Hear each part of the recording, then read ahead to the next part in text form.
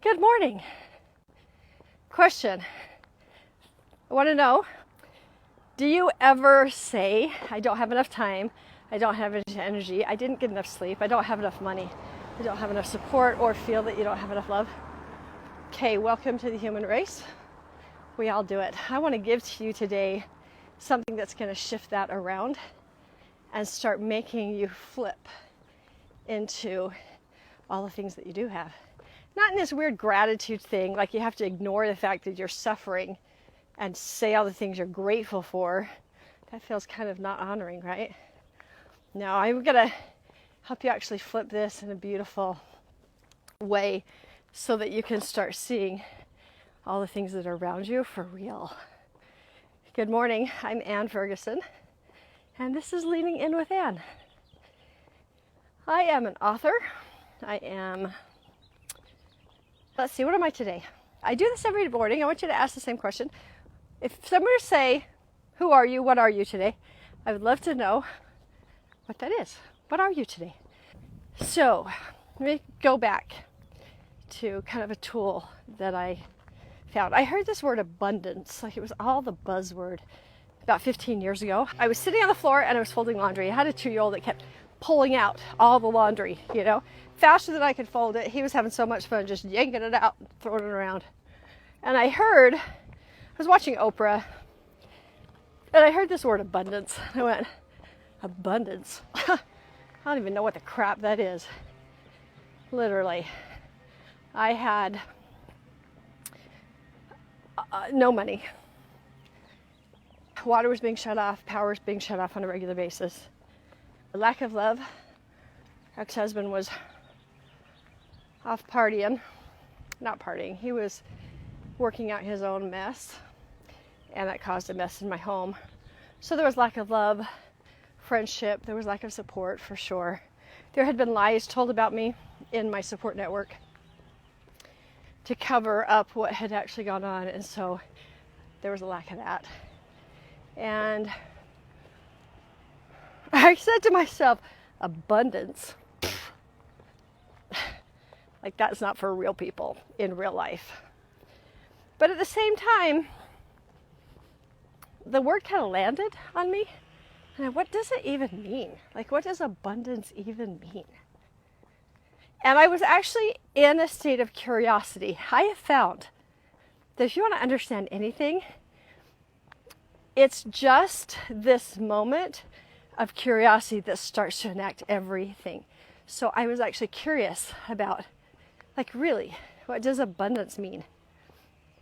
So later on in the week, I kept hearing the word abundance in my own head, kind of in other places, and I would largely not even look at it, It was just kind of a fleeting moment. And then I went to my work. I used to be a dance teacher in the Northern Virginia area at a great big old suburban.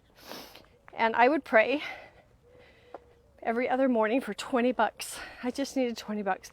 Lord, will you give me $20 because I've got to get the kids to and from the bus stop. And gas was not as expensive as now, but it was expensive back then. And I was, can you please just give me $20? And I trusted God enough to receive. Like, I always received my $20 in some way. It kind of always came, but I was always praying for the $20. Let me tell you why. Because the gas tank was always empty, and I could fill $20 worth, and then I could get around where I needed to go, and then I asked for my $20 again. And I always knew that God would help me. I hated manna. Do you ever hate manna? It's like just barely enough. If you try to gather more, it sieves out of your hand. But I got my $20. So this one night, I went to work. The day before, or I think that morning, I got to the bank and I cashed my paycheck. I had learned that I actually had to cash my paycheck, and I opened up an account that was my own, because whatever the ex-husband was doing with the money, our water and power gets shut off, and sometimes he'd travel and he wouldn't even call, and I didn't have any way to pay or do anything. So I stopped putting my money into a joint account, and I put my dad's money in my own. So that was earlier in the day. Now I'm coming home from dance, and I look down at the dang tank, and it's on empty again. So I pulled into the gas station, and I got out of the car, and the thought came through to me, fill up the tank. And I'm like, no. Okay, I had so much fear and anxiety about that thought. It was like $80 or more to fill up that Suburban. And if I didn't have that money, then what would happen if I ran out of diapers? What would happen if the water got shut off? What would happen if? What would happen if? That's always the thought. What would happen if? And because I was paying cash, I had to go into the store, and I was getting out my $20, and I had the thought again, fill up the tank. And I'm like, no. And I have this sinking feeling in my body. And as I get up to the counter, I hear fill up the tank. And I said, I want to fill up the tank. And I handed over $80. Oh my gosh. I was shaking as I went to that car. But oh my gosh, everything was going to eat me alive. I was not going to have enough air to breathe. And I filled up the tank. And I got in the car actually feeling kind of like, I have enough, sort of. But what did I just do? That was so irresponsible of me to spend that much money at one time. Freaking out. And when I shut the door, I looked, and the gas gauge was on full. I had not seen my gas gauge on full for probably 18 months because I was limping. And when I mean limping, I had 2.5 gallons of water in my car at all times because I'd have to fill up the radiator every other trip just so I could get around because there was a leak in the radiator, and I didn't have enough money for the repair. Ex-husband didn't care. And so it was just, you can drive with water. So I did, because I was good at that. So I see this full tank thing, and I hear in my head, I want you to look at that. It is full. When I give you $20 later this week, I want you to put it on the top of the tank. Because I want you to know that somewhere in the world, you have enough. It's just a gas tank. And I heard the word abundance. And I cried as I drove away. Kids didn't know. They weren't in tune enough with me to know when I cried or not cried. Abundance. Every time getting in the car, seeing a full tank of gas was my step into having enough. So I'm going to go back with you for just a minute into that moment while I was watching the Oprah show. Curiosity, rather than victimhood, opened me up to receiving what I was curious about. So step one into abundance is to be curious. What does it feel like when I have enough time? What does it even feel like when I have enough energy? What does it feel like when I've had enough sleep and I feel rested when I wake up? What is it like consistently, not just on a fluke, right? What about love? What is an abundance of that? Like it's not going to run out, even feel like, right? So those of you who are on today, I would love for you to participate. Okay, so we're going to play today. We're going to play in abundance and we're going to play in lack. We're going to see which one feels best. Because every single thing that you need, we're going to get into this deeper, starts inside you. And it's not the way that you think. First, we're going to start with a thought. So will you please tell me, top of your head, what do you not have enough of right now? What do you not have enough of right now? What is it for me today? I'm going to go time. not enough time, not enough words. It's words. Not talking words, it's like writing words. I've got to put together a thing. I'm doing a conference and they're looking for like the bio and what I'm going to do and all of that kind of stuff. So at the top of your head, what do you not have enough of? Money, time, and rest. Sleep, money, and organization. Good. Dinner ideas, money, and confidence. Those are the things that we lack. Guys, I just want to kind of step in really quickly and honor the fact that you're willing to claim that.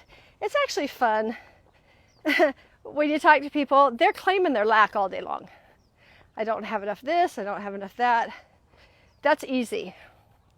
But you still honor it, put it out there, and I'm really appreciative of that. Okay, now let's switch this around.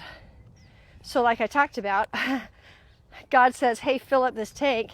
I freaked out and I looked, but every time I got in that car, my tank was full. So I felt like somewhere in my life, I had enough. Oh my gosh, it was so profound, just that one thing. So I do want, and I'm not talking about, I don't want this to be like some kind of weird gratitude list, you know. I'm thankful for the trees, I'm thankful for the sun, thankful for my mom and dad, right? We're not doing that. I want you to actually think and connect with, what do you have enough of? So, this morning, as I did this breathwork meditation thing, I had enough air. And I had enough lung capacity to breathe in. There are some people on this earth that don't have enough lung capacity. I have enough. I have enough lung capacity. I had my earbuds. I had an office and space on the office floor where I could lay down. So have enough. Okay, if I ever feel a lot of lack and I'm really sitting in lack, you know what I can do? You ready? Pretty much all of us can do this. I didn't used to be able to do this, but I can do this now. I can go and I can flush the toilet. Should I always have enough water to flush the toilet? Do you know, I actually always have enough water available that I can drink at any time. There's times where I'm somewhere where I don't have enough water on me, but there actually isn't a lack of water. Do you have an abundance of lack? Isn't that so stupidly funny? Do you have enough abundance of lack? We found out most of us had enough toilet paper. That was kind of a shock when we didn't, right? Because you don't even think about, I've got toilet paper. You go to the store, you get more. It's pretty easy. So we have an abundance of that. What else do we have an abundance of, guys? I mean, I really want to get an exhaustive list here. Oh, I have an abundance of clothes. Some are too big, some are too small. Some are just right. But I have an abundance, really, of clothes. Meaning that there are clean clothes even if my laundry basket is full. I have enough. Okay, keep going, guys. This is good. Do you have enough shampoo? Do you have enough? And when I say this, what I want to know is, do you say in your head, yeah, but it's almost out? Because that's exactly what I did. Hey, anybody have enough junk food? Because I do. Okay, when you say food, we can have enough healthy food, we can have enough junk food. I have enough junk food. I also have enough healthy food. It's really just my choice, right? You have enough pets for now. So fun, right? Can you feel the energy shifting just a little bit? So keep playing in this. The truth is, there is not a lack of resources. There may be a lack in you, and it's manifesting outside you. So let me explain. Your outside circumstances actually reflect an inner thing that's going on. So when you have a lack of support, and you know, people are not supporting you in the way that you really need, and you're just exhausted, most likely there are things that would be supportive of you that you are not doing for yourself. And it's not like I have to do it all by myself because nobody else will. Guys, nobody can eat healthy for you that supports your body. Nobody can sleep for you. That's just you. Nobody can look around and connect to abundance but you. Nobody can do that. And that's really supportive of your mind. If you need heaven's help, only you can connect to heaven to get what you need from heaven, like the peace and the abundance. So if you lack support, check in, because it's just a mirror. It's just showing you out there what's going on. I totally believe this. If you have people who are around you who don't do introspection, meaning they don't look at themselves, there's no self-growth, I want to challenge you about your own self-introspection. Now, you can beat yourself up. You can look at yourself like people do, criticize yourself, hear the voice of your mother or your dad, and all of that. You can do that. But that's a different layer than what I'm talking about. This other layer I found when I was at this retreat. And it was fascinating for me to realize that there's something deeper than my conscious awareness of me. Because I'm pretty consciously aware. I know when I'm sad, when I'm struggling, when I'm pushing myself. I know that. I can be aware, I can name it. There is something deeper, and I've decided to call it soul. That soul in me. That highest person, the one who's looking out for me. I connected with that, went deep into introspection, saw her, and I realized as I was kind of debriefing this that I am a narcissist to my soul. My soul is in an abusive, narcissistic relationship. Because what I know about the narcissism that I have experienced from family members and things is that everything is all about them, and they want you to do all the things for and about them, and they cannot look at you at all. Like, they don't see that you are a human, that you have needs or whatever. It's all about, are you serving the needs of the narcissist, really? Are you filling the narcissist up? And I realized that there's the unconscious me. This is like, whatever, I don't see myself, I don't think. And then there's this other side of me that I'm looking into me. And I go, what do I want right now? What I want is this, what I want is that. And sometimes that's not actually what my soul needs. So this is really deep. And I don't know how to articulate it yet because I'm still processing this. My soul has not been a priority. And what that looks like is, like, for instance, really simple, really simple, stupid. What do you want for dinner tonight? I don't know. What do you want? When I actually know what I want and I don't say it. Why do I do that? I'll tell you why. It's because me giving that up for somebody else feeds the ego that says I am selfless. And my soul is not being heard, it's not being seen, not being honored. I actually want chicken tonight. Like, actually just speaking what I would love. When I am misunderstood, and I go, fine, it's not even worth talking, and walking away and throwing the shame bomb, that can feel like I'm protecting myself. But actually, the soul would say, hey, I don't feel like I'm understood right now. And I would really like to at least get some understanding with you so that we can make a decision. Are you willing to hear me? If I say that, now I'm honoring my soul that would love to be understood. So there was kind of a situation that I had with a client the other day.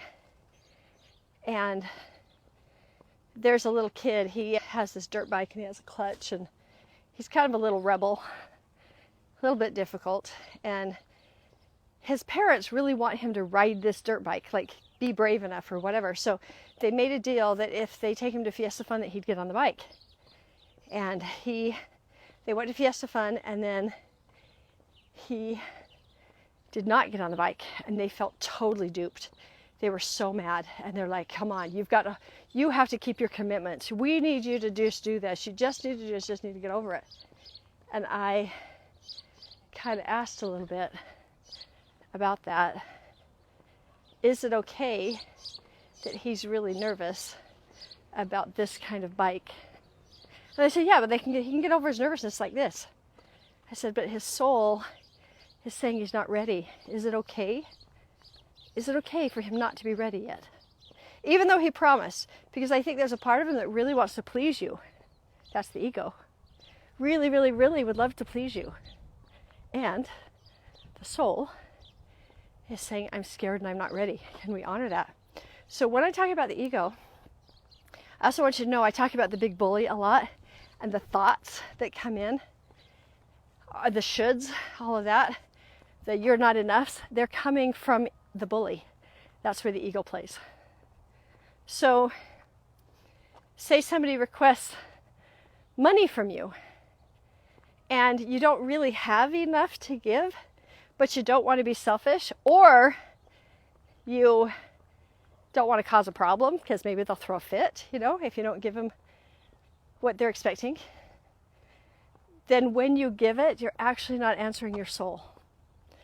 You're just making it be okay. You're playing in the ego. The bully's like, yeah, just give it to him so that you can feel like crap. And you can feel, for a minute, you can feel really generous. But then it keeps you in this state of lack because you gave what wasn't supposed to be given. I'm not saying that you gave so that there was lack, because I know that there's more money that can always flow in. But for you to be abundant, I want you to hear this. You've got to first of all find what your soul is saying. Most of the time, it speaks and then we silence it and then we say something else or we do something else. We're being big. We're being adults. We're not answering that call.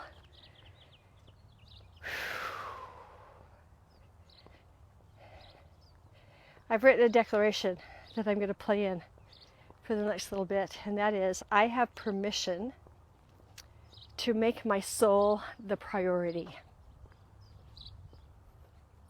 I have permission to make my soul the priority. What that means is I have to check in with her to say, hey, just like I said the other day on my walk and talk when I was talking about neediness, is there any requests that you have from me that would feel really supportive of you right now? Can you imagine if you actually said that and had that conversation with your soul? I want you guys to answer that for just a minute. Check in. Is there anything? Are there any requests that you have of me? Check in with your soul that would feel really supportive of you right now. If you start to do that, I'm going to tell you what happens. As you fulfill those requests within your soul in a nurturing, loving way, not in the pissosity, victimhood, I have to take care of this because nobody else will attitude, but instead this, what can I do for you? What is there any, you got to listen, is there any requests you have of me that would feel really supportive of you today? I asked that question when I woke up at 5 o'clock. I had a massive knot in my back. It's been there for the last month. It's bounced from side to side. Right now it's on the left side underneath my shoulder blade. I wake up with it in pain most mornings. And I bought a new pillow. I flipped my mattress around, which has helped a little. I got more sleep last night than usual, but this knot is just sitting there. And this morning, I got some magnesium lotion on it and kind of rubbed it, and I laid there, and then I said to myself, Do you have any requests of me that would feel really supportive of you right now? And the answer was, get out of bed, go downstairs and do some breath work. Now, yeah, but I need sleep. Yeah, but I need to rest. I didn't sleep enough. It's not even light outside. Yeah, but I can do it on the weekend. Yeah, but all of those things started to come up. That was the bully. And it was this argument against healing from that knot. I have been asking for relief from this knot. I've tried all sorts of things, baths and showers, and like I said, change the mattress and the pillow and all of that. You know what I never asked? Is there anything I can do for you that would feel really supportive of you right now? When I laid down, I still had the knot. After an hour's worth of breath work, I don't have the knot. Ah, wait, it's right. It's there just a little bit, but it's not the same. My soul knew. I have an abundance of pain-freeness right now because I answered her. But what's really cool about this, you guys, is that when you answer that, you're going to watch your external conditions start to flow towards you. Your patience level will change. Your ability to really love on someone else coming from that source is going to change. Your receiving financial flow is going to change. Your support is going to change. I promise you, like, it is the craziest, weirdest thing ever to witness. What's going on outside of you is just a mirror of what's happening inside.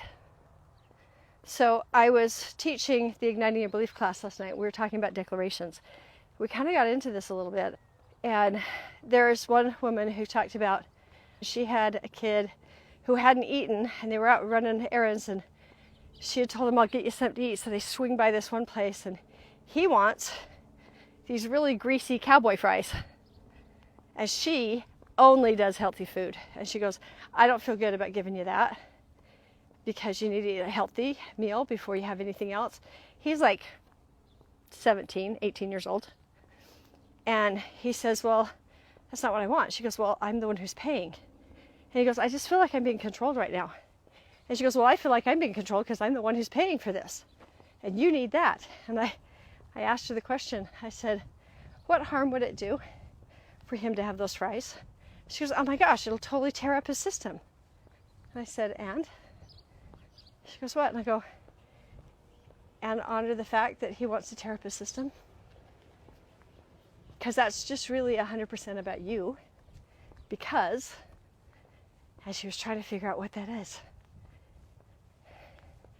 it's because she doesn't give herself validation for the work on her body and the exercise and stuff that she's been doing for herself. She's been changed. She's just so fit. She's got 7 kids and she's so fit. And she wants everybody to follow suit.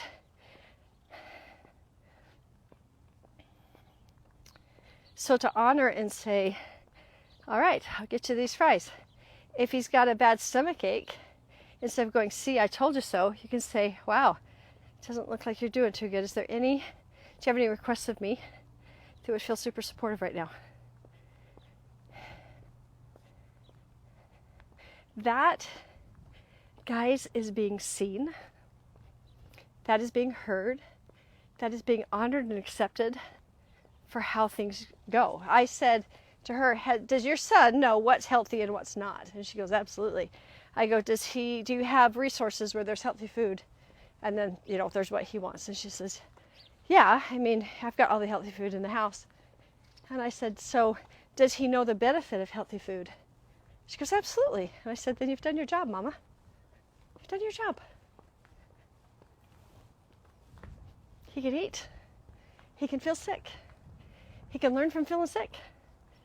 Probably, he's so young, it's not even going to affect him till later. And he'll know that he's got this mom who's got this really, really healthy body. And he'll go, hey, Mom, what'd you do? When he's like 30, it's okay. I want you to hear this, guys. As you answer your own needs, as you hear yourself, as you look into your soul and say, what's the most supportive thing I can do for you right now? You're going to allow others to honor their process, their thoughts, their experiences. That is what it means to be sovereign. I want you to look around here. See how many blades of grass there is? Do you know how much is underneath that surface, like the bugs and the ants and the minerals and the things?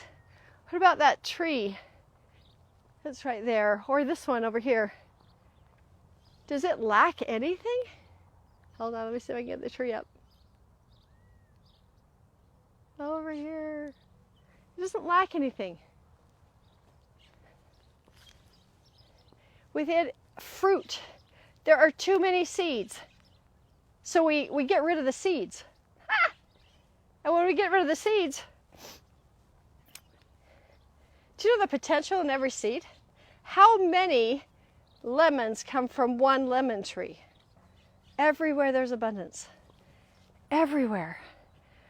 The question is, are you receiving? So today's challenge is to look around and see if you can see all that is. So when I look at these trees, especially this one back here, it's behind me, is so green, right? Is it that one? Yeah. So really, really bright green. I see oxygen. I have an abundance of oxygen right now. I have an abundance of a source of vitamin D right now. This one matters because my body does not absorb vitamin D from food. It only absorbs it from the sun. That's why I have seasonal affective disorder. Because when the sun is not around, I'm a mess. This is my happy time. The sun is out. It's out later at night. I'm so good. I have enough. That's it. Everybody have a wonderful weekend. I will see you on Monday.